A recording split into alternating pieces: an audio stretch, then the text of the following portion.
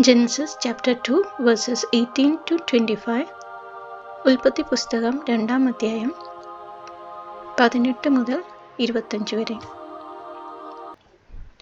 Then the Lord God said, It is not good that the man should be alone. I will make him a helper fit for him. ദൈവമായ കർത്താവ് അരുളിച്ചെയ്തു, മനുഷ്യൻ ഏകനായിരിക്കുന്നത് നന്നല്ല, അവന് ചേർന്ന ഇണയെ ഞാൻ നൽകും. So out of the ground the Lord God formed every beast of the field and every bird of the air, and brought them to the man to see what he would call them. And whatever the man called every living creature, that was its name.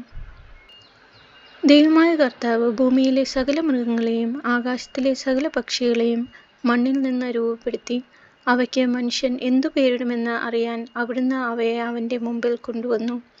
മനുഷ്യൻ വിളിച്ചത് അവയ്ക്ക് പേരായി തീർന്നു.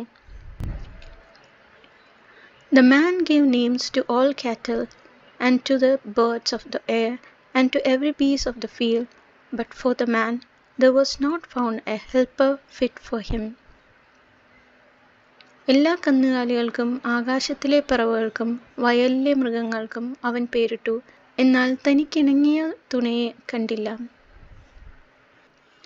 So the Lord God caused a deep sleep to fall upon the man, and while he slept, took one of his ribs and closed up its place with flesh.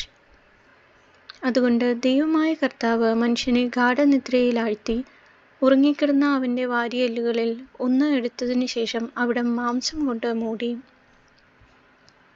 And the rib which the Lord God had taken from the man he made into a woman and brought her to the man. മനുഷ്യൻ എടുത്ത വാരിയെല്ലുകൊണ്ട് അവിടുന്ന് ഒരു സ്ത്രീക്ക് രൂപം കൊടുത്തു, അവളെ അവൻ്റെ മുമ്പിൽ കൊണ്ടുവന്നു.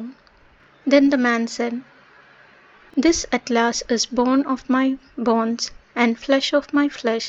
She shall be called woman, because she was taken out of man.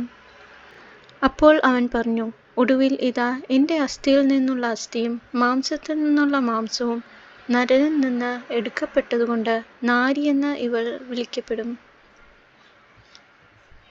Therefore a man leaves his father and his mother and cleaves to his wife, and they become one flesh. അതിനാൽ പുരുഷൻ മാതാപിതാക്കളെ വിട്ട് ഭാര്യയോട് ചേരും, അവർ ഒറ്റ ശരീരമായി തീരും. And the man and his wife were both naked and were not ashamed.